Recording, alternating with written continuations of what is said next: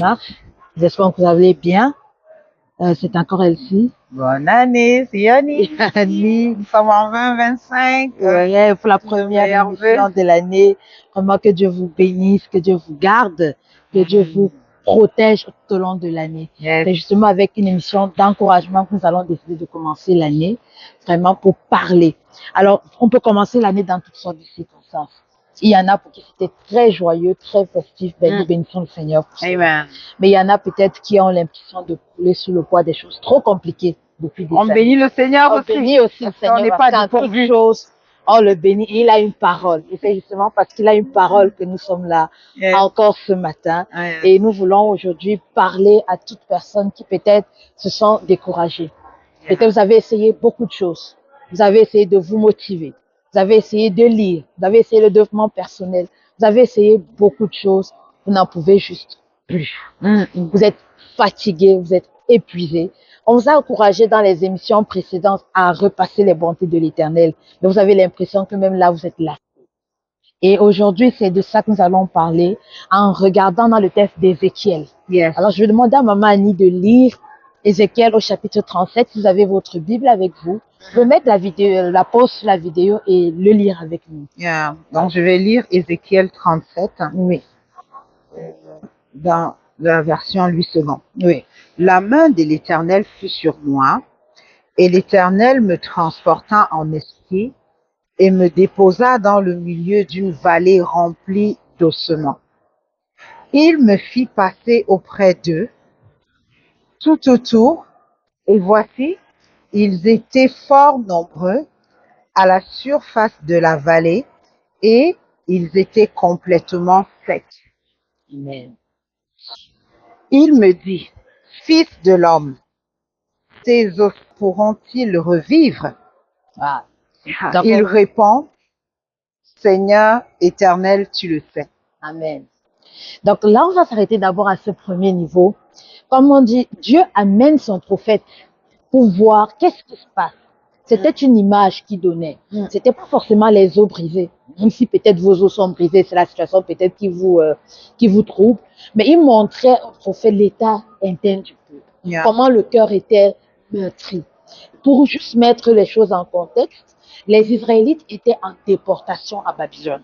Ils avaient subi une période où, après de nombreuses choses qui s'étaient passées, il y a eu une conquête du royaume de Babylone et ils ont été vaincus. Et après avoir perdu justement la bataille contre les Babyloniens, ils ont été déportés et ils se sont rendus comme étant des esclaves des Babyloniens. Toute leur vie avait été brisée, tout leur système même religieux, culturel avait été brisé parce que la déportation avait pour but justement de dominer sur eux. Et le peuple était meurtri. Le prophète Ézéchiel prêchait, les encourageait à revenir à Dieu parce qu'ils avaient aussi laissé Dieu depuis longtemps. Mais ça ne marchait pas. Et là, Dieu montre au prophète, regarde comment est mon peuple. Vous êtes peut-être ces personnes qui vous disent, mais je me suis éloigné de Dieu depuis trop longtemps. Ça fait longtemps, je ne prie plus, je n'ouvre plus ma Bible, je ne vais plus à l'église, ou même quand j'y vais, le cœur est froid. Parce qu'il y a une situation qui a l'impression de perdurer. Peut-être vous vous dites, à cause du fait que je me sois éloigné de l'Éternel, l'Éternel ne veut plus de moi. Mais on voit que Dieu veut de son peuple. Malgré cet état, malgré qu'ils vivent ces choses-là, le Seigneur non pas seulement dispose un prophète, peut-être des gens qui vous ont encouragé depuis le début de la situation, mais non pas seulement dispose un prophète, mais l'Éternel voit votre cœur. Il voit comment vous êtes brisé. Il voit même lorsqu'il a posé la question au prophète Ézéchiel, crois-tu que ces eaux peuvent revivre? Du fils de l'homme, comme pour dire, toi, être humain, penses-tu que cette situation peut changer? Et le prophète n'a même pas osé dire, Seigneur, je crois. Ouais. Mais tu ne croyais plus, hein? Mais Dieu ne s'est pas arrêté là. Yes. On va voir qu'est-ce que Dieu dit dans la suite du texte. Yeah, je vais continuer la lecture. Donc, le verset 4 d'Ézéchiel 37. Il me dit, sur ces eaux et dis-leur, ossements desséchés, écoute la parole de l'Éternel. J'aime ça, c'est comme les eaux là qui sont desséchées, mais Écoutez. tout entend Dieu quand Amen. il parle, quand l'Éternel parle. Donc, parle aux ossements desséchés, c'est comme écoute la parole de l'Éternel. Il n'y a rien qui soit aussi mort qu'il ne peut pas entendre l'Éternel. Amen. Alléluia. Donc, verset 5. Ainsi parle le Seigneur. L'Éternel a ses eaux. Voici, je vais faire entrer en vous un esprit et vous vivrez. Amen. Je vous donnerai des nerfs, je ferai croître sur vous de la chair, je vous couvrirai de peau, je Amen. mettrai en vous un esprit et vous vivrez et vous saurez que je suis l'Éternel. Amen. Amen. Amen. Ouais, le texte est très intéressant. Yes. Dieu dit, je mettrai en vous un esprit, commence d'abord par l'esprit. Parce que très souvent, avant de résoudre le problème sur le plan matériel, c'est au niveau de l'esprit qu'il faut résoudre. Quand on est brisé profondément, Dieu un esprit abattu assèche les eaux. C'est ce que la parole de Dieu nous dit. Donc, les manifestations visibles de ce que vous vivez, allez au plus profond de votre esprit. Donc, Dieu commence à dire, je mettrai de l'esprit. Alors qu'il est en train de parler à des ossements desséchés. En science, on nous explique que quand quelqu'un décède, c'est pas tout de suite que la chair dépérit complètement. On arrive au stade des os, il y a quand même un bon temps. Et même quand les os arrivent, les os ne se dessèchent pas aussi rapidement que ça. Yeah. Donc, quand on arrive et on voit dans une tombe des ossements desséchés, c'est généralement après plusieurs années. Yeah. Après plusieurs années. Mais les os n'étaient pas juste desséchés, ils étaient même disloqués. Yeah. Donc, ça veut dire que c'est comme si la situation a tellement perduré, tellement duré, que, en fait, tout est débroussaillé et ils sont dans une vallée, dans une profondeur. Il n'y a plus rien qu'on puisse faire. Vous imaginez un peu, et peut-être tu es dans cette situation. En tout cas, tu te sens comme ça. Parfois, on n'a même pas l'impression, on n'a pas besoin que la situation fasse 2 ans. C'est juste qu'elle a trop duré à nos yeux. Et Dieu voit. Et Dieu promet qu'il va remettre de l'esprit dessus. Il promet qu'il va mettre la vie dessus. Et qu'il n'y a rien, comme Maman Annie disait tantôt, qui n'entend pas la voix de Dieu. Même si vous n'avez plus la foi, vous n'avez plus la foi pour écouter, vous n'avez plus l'énergie pour vous battre. Dans cette émission, ce qu'on va vous demander de faire, c'est juste de vous disposer. Amen. Juste Disposez-vous à Yeah. recevoir. Yeah. Dieu veut faire le ministère pour vous. Il ne veut pas que vous soyez seulement en train de vous battre. Il veut être celui qui se bat pour vous. Tout ce qu'il veut, c'est que vous vous disposiez. Yes. Peut-être comme le prophète, vous n'osiez même plus dire je crois. C'est pas grave. Le prophète n'a pas dit je crois, mais le prophète est resté. Restez et juste entendez ce que l'Éternel a à vous dire. Yeah. Dont les eaux étaient là. Vous pouvez revoir les eaux et puis demander de parler aux eaux, de parler à ces ossements-là. Alors que tu te disposes, la personne qui nous écoute, mon frère, ma soeur, tu te disposes, tu es juste là. Tu te dis, j'entends juste un son, j'entends ces filles-là parler, je comprends même pas, mais à partir du moment où tu es là, c'est juste reçois ces paroles, laisse, pose-toi juste et que cette partie, cette chose qui est peut-être morte en fait, puisse juste, elle va entendre la parole qui va être proclamée, elle va l'entendre. Donc juste, sois là et écoute. Amen. Amen. On va lire la suite du texte pour qu'on puisse se préparer, comment le prophète a prophétisé. Yeah. Et nous, on va maintenant laisser le Saint-Esprit diriger ce moment pour proclamer sur vos vies. Amen. Donc je vais continuer au verset 7. Oui. C'est ça d'Ézéchiel 37. Oui. Je prophétisais selon l'ordre que j'avais reçu. Et comme je prophétisais, il y eut un bruit. Alléluia. Et voici, il se fit un mouvement et les eaux s'approchèrent les uns des autres. Donc, comme elle s'y disait, et de mes souvenirs de ce que j'ai souvent entendu, alors que dans les traditions, là, souvent, ils vont repartir pour faire quoi avec les eaux et tout ça. C'est comme si, pour qu'on retourne dans la tombe pour aller voir ces eaux-là, il faut attendre au moins 10 ans. Au moins 10 ans. Donc, pour que les eaux soient disloquées comme ça. Et on voit ici qu'il dit, je prophétisais, et comme je prophétisais, il y eut un bruit. Il y eut un bruit. Qu'il y ait un bruit maintenant, qui soit en train de s'entendre dans ce qui est mort en toi, mon frère, ma soeur. Et voici, il se fit un mouvement, et les eaux s'approchèrent les uns des autres. Je regardais, et voici, il leur vint des nerfs, Yeah.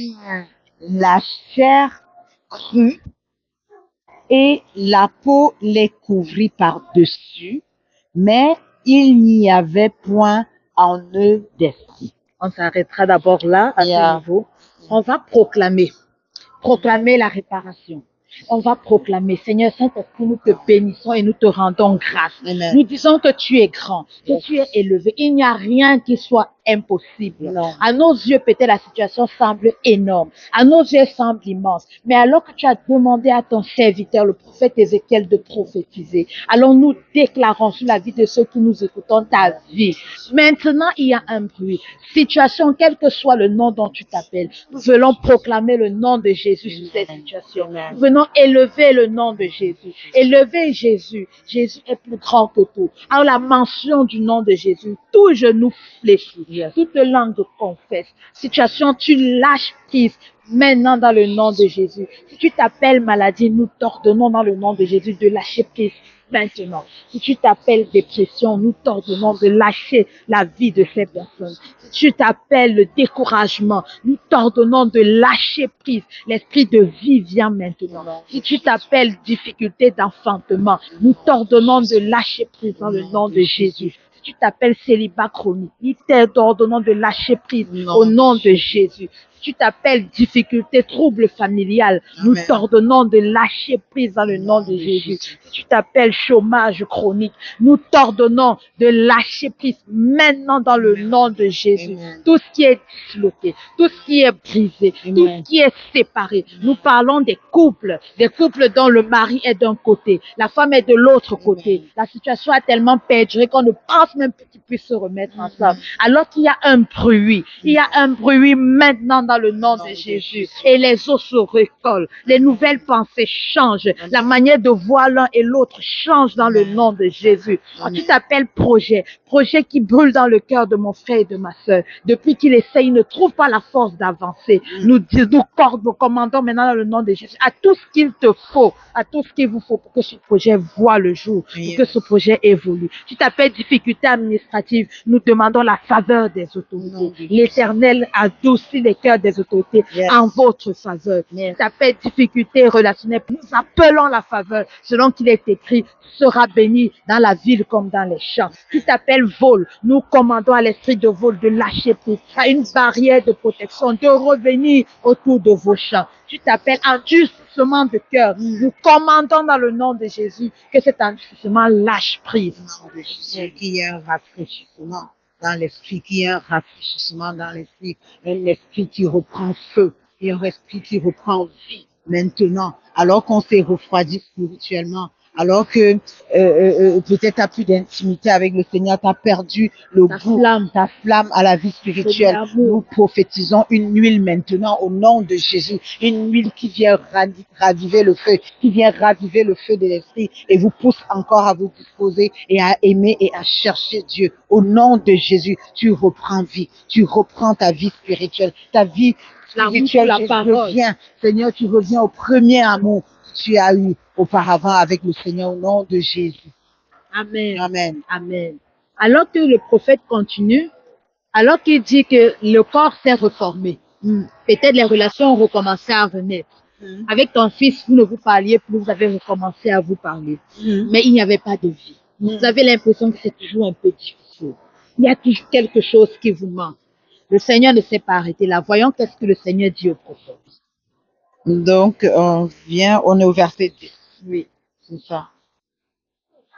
Je prophétisais selon l'ordre qu'il m'avait donné, et l'Esprit entra en eux, et ils reprirent vie, et ils se tinrent sur leurs pieds. C'était une armée nombreuse, très nombreuse. Il me dit, Fils de l'homme, ces eaux, c'est toute la maison d'Israël.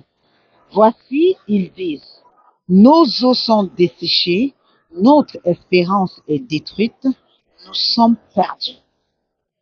Prophétise donc et dis-leur, ainsi parle le Seigneur, l'Éternel. Voici, j'ouvrirai vos sépulcres, je vous ferai sortir de vos sépulcres, ô mon peuple, je vous ramènerai dans le pays d'Israël. Amen. Et vous saurez que je suis l'Éternel lorsque j'ouvrirai vos sépulcres et que je vous ferai sortir de vos sépulcres, ô mon peuple. Amen. Je mettrai mon esprit en vous et vous vivrez. Amen. Je vous rétablirai dans votre pays et vous saurez que moi, l'Éternel, j'ai parlé Et j'ai agi. et agi, dit Amen. l'Éternel. Amen. Amen. Avant ça, j'aimerais qu'on lise un peu le verset 9. Il me dit, prophétise et parle à l'esprit. Prophétise, fils de l'homme, et dis à l'esprit.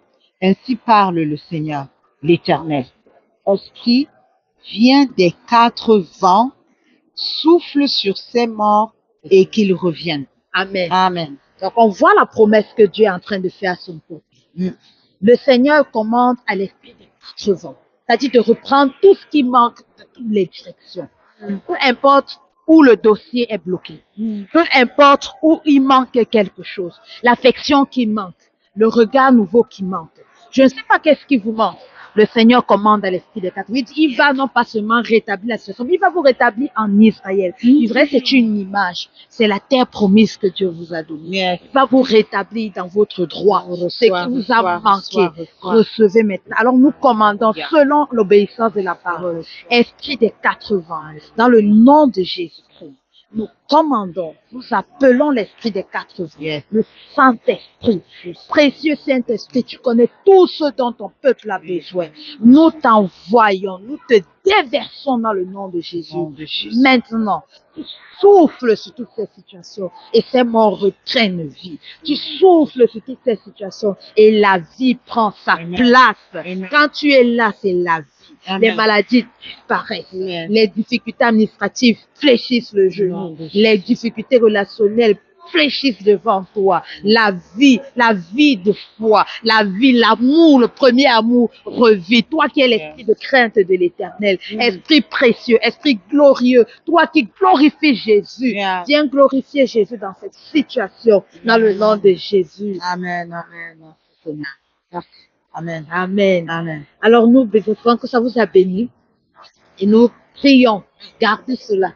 Parce que le Seigneur a fait quelque chose. Oui. Vous l'avez peut-être pas senti, mais le Saint-Esprit a agi. Amen. Et votre situation, vous le verrez changer. Pas longtemps.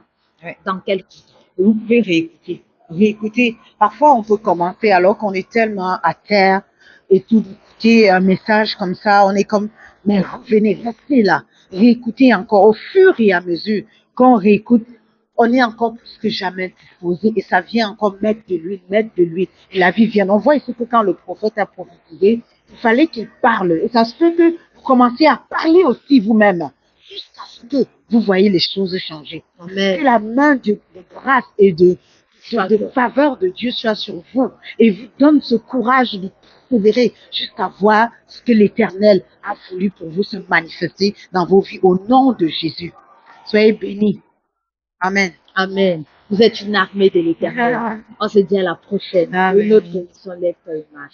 Bonne année. Bonne année. Bye.